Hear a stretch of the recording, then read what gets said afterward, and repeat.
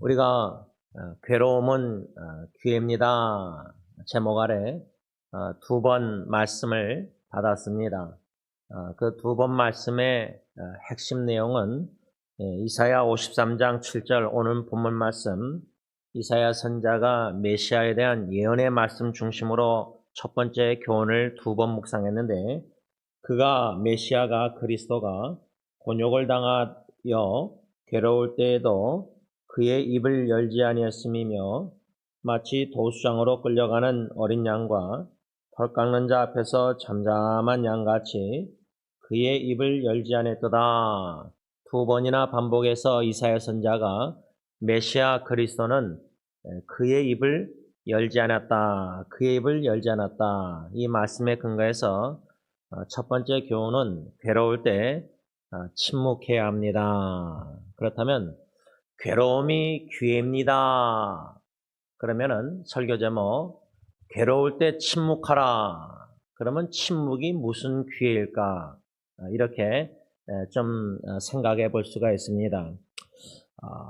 헨리 나웬 신부님이 쓴 책, 한국어로 번역된 책에 기도의 삶이란 책이 있는데 코테이션 합니다. 말씀은 침묵으로 이끌고 침묵은 말씀으로 이끈다. 말씀은 침묵 안에서 태어나고 침묵은 말씀에 대한 가장 깊은 반응이다. 이 한 번 읽어서 이게 무슨 말인가 제가 읽으면서도 충분히 이해를 못하지만 다시 한번 읽습니다. 말씀은 침묵으로 이끌고 침묵은 말씀으로 이끈다. 말씀은 침묵 안에서 태어나고 침묵은 말씀에 대한 가장 깊은 반응이다. 이 헨리 신부님의 이 두 마디 문구가 괴로움은 기회입니다. 괴로울 때 침묵하라. 메시아 그리스도처럼 입을 열지 말고 침묵하라. 하나님 앞에서 그 침묵이 무슨 기회인가?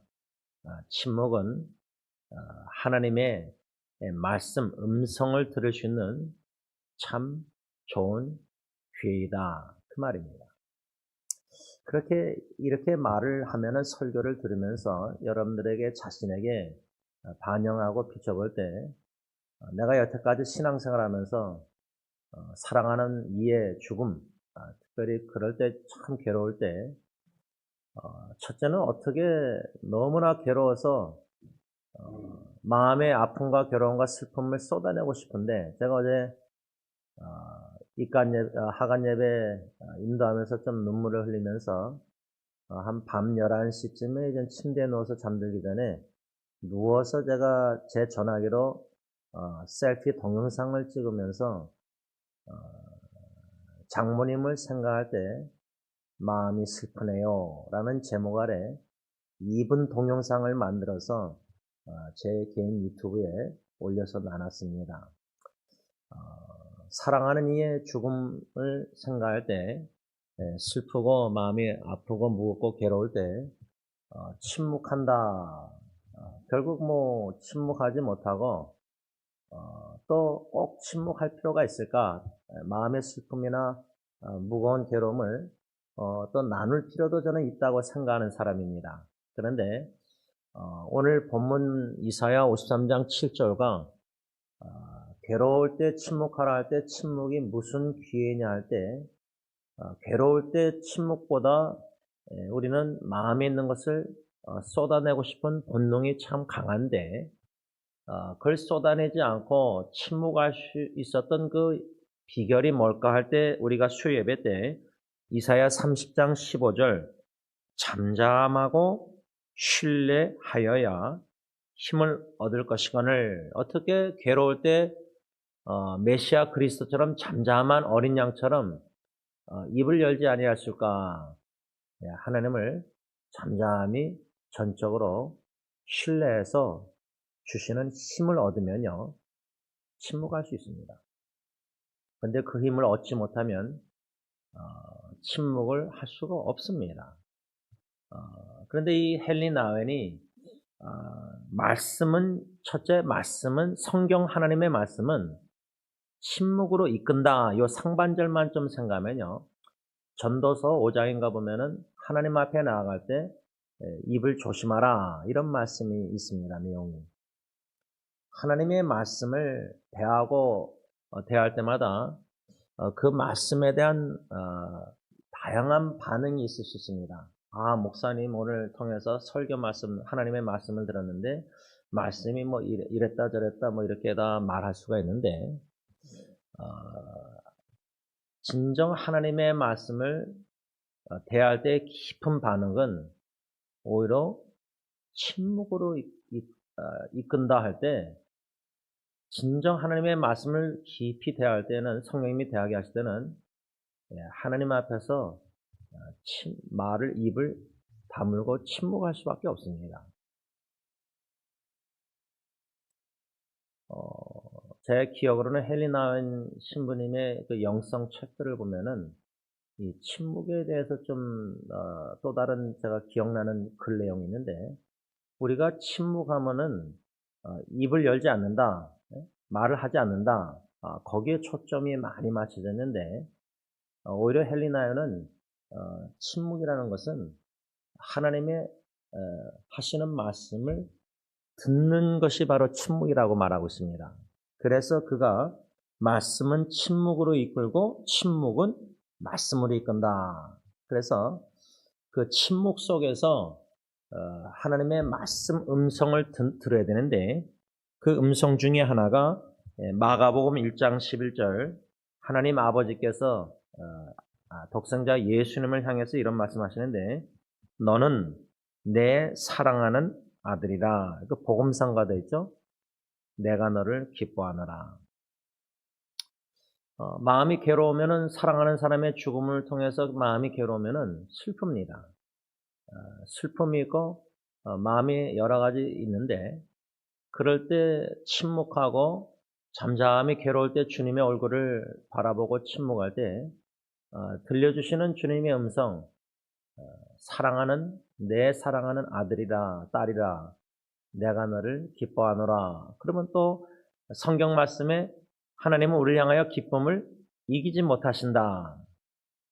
사랑하는 사람의 죽음을 통해서 슬퍼하는데 그 슬픔을 시편 말씀으로 침묵 속에서 하나님의 음성을 들으면 그 슬픔을 돌이켜 춤을 추게 하시는 하나님이다.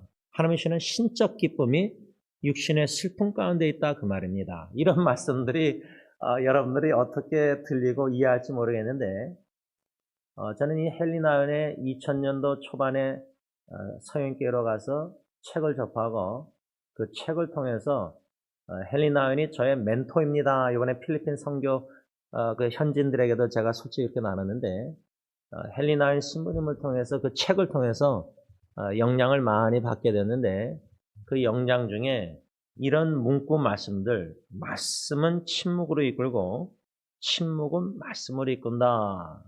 침묵과 말씀, 말씀과 침묵 그 가운데 제가 이 문구에서 제일 마음에 좀 도전된다 할까 담고 있는 그 문구는 마지막 하반부에 뭐라고 말하냐면 침묵은 말씀에 대한 가장 깊은 반응이다. 근데 우리는 이렇게 생각 안 하거든요. 하나님의 말씀에 대한 가장 깊은 반응은 침묵이 아니라 순종이다, 행함이다. 주님을 위해서 복음전도 선교나 구제나 이웃을 위해서 섬기고 여러 가지 베풀고 우리가 하나님의 말씀에 대한 깊은 반응은 순종이나 행함에 많이 초점이 맞춰져 있습니다. 또 그렇게 저 같은 목사도 설교를 하고 있고요. 그런데 헨리 나웬은 그런 순종과 행함과 뭔가 행동보다 침묵은 말씀에 대한 가장 깊은 반응이다.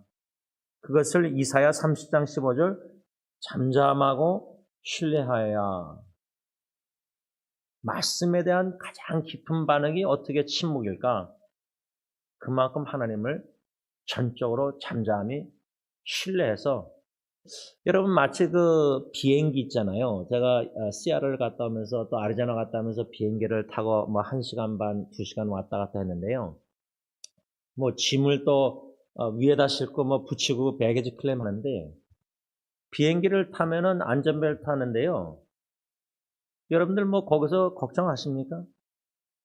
파일럿이 비행기를 잘 운전해서 LA에서 시애틀, 시애틀에서 LA 무사히 이렇게 요번에 시애틀에 갔다 오는데 갈 땐가 올 땐가 그 파일럿이 마이크로 어나운스먼트 하면서 나나 내 코파일럿은 뭐 45년 경험이 있다. 둘이 합쳐서. 그러니까 안전하라 뭐 걱정하지 말라. 근데 여러분 그런 말을 꼭 안 해도요. 우리는 비행기 탈 때 조종사 믿고 신뢰하고 몸을 실어서 타요. 가방도 실어요. 주님께서 교회라는 비행기를 조종하고 계실 때 우리는 주님을 전적으로 잠잠히 신뢰하면은 몸을 다 맡기고 영혼도 맡기고 다 맡기면은 뭐 무슨 걱정, 염려, 두려움, 슬픔, 괴로움 뭐 그런 거 다 안식을 누리면서 넉넉히 다 이 세상의 괴로운 일들 다 이겨나가게 하시잖아요. 그렇죠? 마음 평안함이 샬롬이 있잖아요. 그렇죠? 그런 잠잠히 하나님을 전적으로 신뢰하고 내 영혼과 육을 모든 것을 다 비행기 안에 내 몸을 실듯이 다 가방도 실듯이 다 무거운 짐이나 모든 거 다 주님 앞에다 나가서 다 맡기면은 신뢰하면은 뭐 그렇게 뭐 말을 뭐 할 필요가 있을까요? 그런 전적인 침묵 속에서 하나님을 신뢰하는 가장 깊은 이 침묵, 이 반응, 그것이 우선순위 돼야 된다. 그 후에 순종과 행함이 따라야 된다. 그 말이죠. 어떻습니까? 이 설교 말에 동의가 되십니까? 침묵하지 못하고 침묵 속에서 순종하지 못하고 말을 많이 하면서 순종하는 것. 그만큼 하나님을 전적으로 신뢰하고 의뢰하지 못하고 주님이 주시는 힘으로 행하지 않고 있기 때문입니다. 내 힘으로 하려고 하다 보니까 말이 많아질 수밖에 없는 겁니다. 괴로울 때 잠잠히 하나님을 신뢰해서 침묵 속에서 하나님의 음성을 듣는다는 것은 보배로운 광산에서 금을 캐듯이 귀한 은혜고 기회인데 괴로움이 그런 기회인데 이 광산에서 광부가 금을 캐듯이 참 괴로움 속에서 침묵 속에서 하나님을 전적으로 신뢰하고 의탁하고 다 맡기는 가운데 하나님의 음성 너는 나의 사랑하는 아들 딸이다. 내가 너를 보배롭고 존귀하게 여긴다. 나는 너를 향하여 너를 기쁨을 이기지 못한다. 이런 하나님의 귀한 보배로운 주옥 같은 말씀들의 음성을 성령께서 마음으로 깊이 들을 수 있도록 그 기회가 괴로울 때인데 그런데 이 축복 은혜를 우리가 누리지 못할 때가 대부분이라 생각합니다. 그 이유는 괴로울 때 내 그 괴로운 상황에 뭐 사랑하는 사람의 죽음이든 괴로운 상황에 반응하는 내 감정에 이끌릴 때가 많아요. 또 내 생각에 이끌릴 때가 많아요. 그러니까 괴로운 상황에 몰두해서 거기에 빠져서 그 반응하는 나의 속에서 들리는 음성들이나 그 감정들이 나를 막 주장해서 생각들과 감정들이 앞서서 막 나를 이끌어가면은 침묵할 수가 없고 하나님의 괴로움 속에서 주시는 하나님의 음성을 들으시는 그 귀의 축복을 누릴 수가 없어요. 왜? 영의 귀로 하나님의 음성 듣기보다 말씀을 통해서 성령님 사모하는 마음으로 괴로울 때 내 음성과 사람들의 음성, 환경이 말하는 음성들이 나의 전인격을 막 휘어잡게 돼요.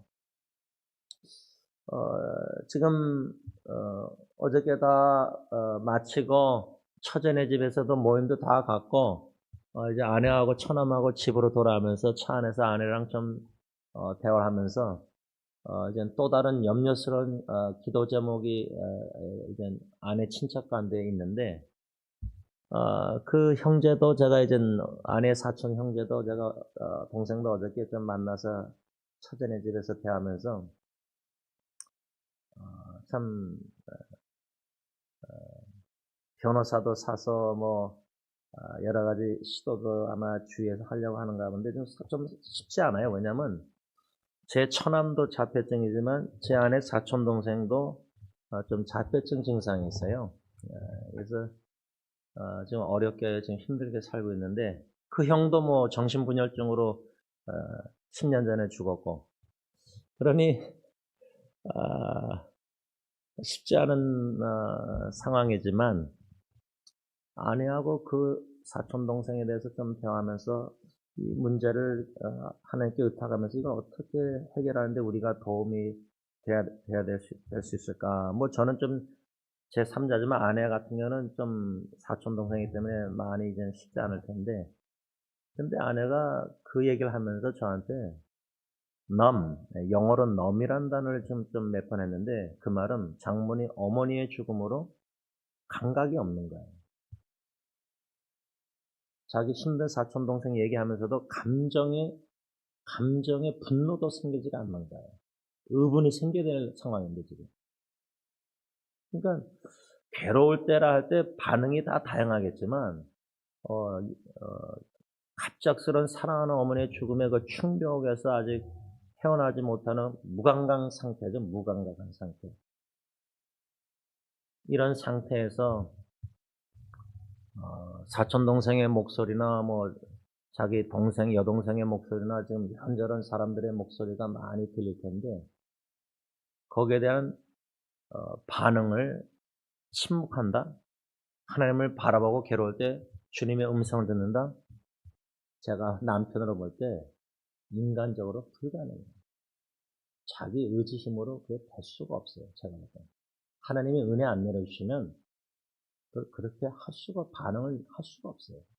여러분, 이 헬리나연이 침묵은 말씀에 대한 가장 깊은 반응이 날 때, 저의 경우는 이제 뭐 첫째의 죽음이나 시련을 통해서 주신 그 음성이 있잖아요. 약속에 시편 63편 3절이나 베드로전서 5장 10절. 근데 그 말씀을 진짜 너무 괴롭고 갈급하게 울부짖고 살려달라 기도하고 막 몸부림칠 때 여러분 지금 여러분들의 사랑하는 자녀들 후손들 막 눈물로 간절히 간구하고 몸부림치고 솔직히 그런 생각 안 드니까 할아버지 할머니도 엄마 아빠는 내 생명 5년 10년 좀 줄여서라도 내 자식이나 후손이 좀 더 살기를 저는 그런 기도도 드려봤어요. 어차피 뭐 육신의 생명은 줄어도 영생을 얻어서 영원히 천국에 사니까 뭐 육신 뭐 5년 10년 줄어서 또 주님 일찍 불러가시면 더 좋은 거죠. 뭐 천국에서 또 영원히 사니까. 그런 육신의 생명을 내 생명을 줄여서라도 내 자식이나 내 후손이 질병에서 좀 삶을 히스기야처럼 연장해 주세요. 네, 그런 기도. 뭐 그 정도로 갈급한 거죠. 그 정도로 살려주시기를 간절히 원하는 거 아닙니까? 그렇죠? 살아가는 식구들, 그렇죠? 우리보다 젊은 후손들, 그렇죠? 그런 위기에 괴로울 때 하나님의 약속의 말씀만을 음성을 듣는다면요, 넉넉히 이겨나가서 견뎌낼 수 있습니다. 근데 그 괴로울 때 하나님의 음성을 침묵 속에서 듣지 못하면요, 그 괴로운 상황을 어떻게 버티고 견뎌내고 어떻게 인내하면서 이겨나갈 수가 있겠습니까? 그래서 말씀을 좀 정리하면서요. 헬리나연이 이런 말을 했습니다. 코테이션 합니다. 침묵 속에 들어가 세상에 시끄럽고 귀찮은 잡다한 음성을 따돌리고 너는 내 사랑하는 자녀요, 내 기뻐하는 자라 하는 작고 친밀한 음성을 가려 듣기란 쉽지 않다. 그럼에도 과감히 고독을 끌어안고 침묵을 벗삼는다면 우리는 그 음성을 알게 된다. 바라기는요,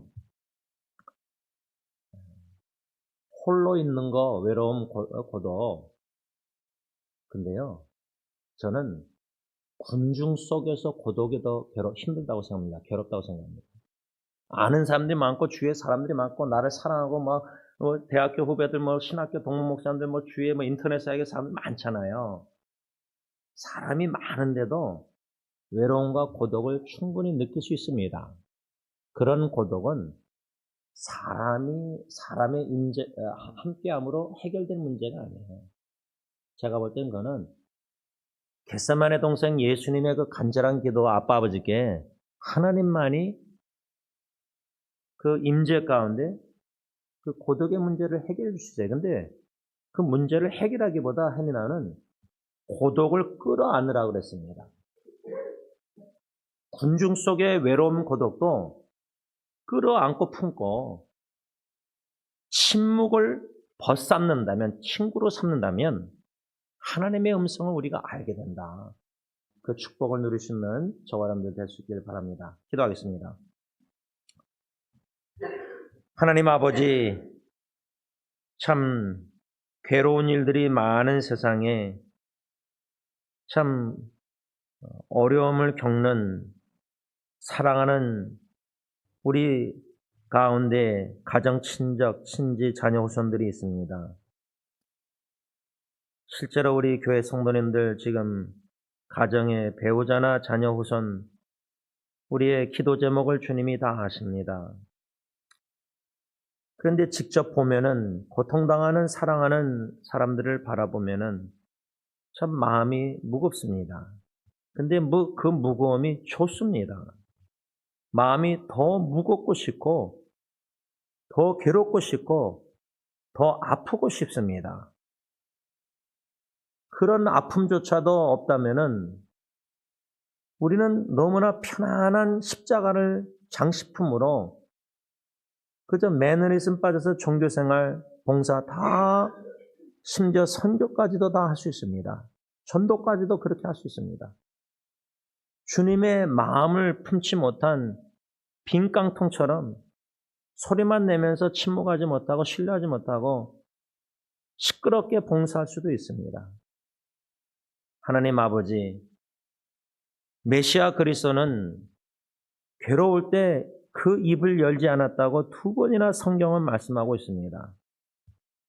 침묵을 벗삼고 고독을 끌어안아 그 괴로울 때 하나님의 전적으로 신뢰하는 가운데 주시는 힘 속에 특별히 말씀의 힘, 하나님이 들려주시는 친밀한 조용한 작은 음성, 너무나 시끄럽게 큰 음성들이 많이 들리는 괴로운 상황 속에서 사람들의 말도 많이 들리지만 주님의 잔잔한 친밀한 음성, 너는 내 사랑하는 아들, 딸이다. 내가 너를 보배롭고 존귀히 여기노라. 너는 내 것이라. 내가 너를 기뻐하며 기쁨을 이기지 못하노라. 그 아버지의 음성을 들을 수 있는 저희 모두가 되게 하여 주시옵소서. 예수님의 이름으로 감사하며 기도를 올리옵나이다. 아멘.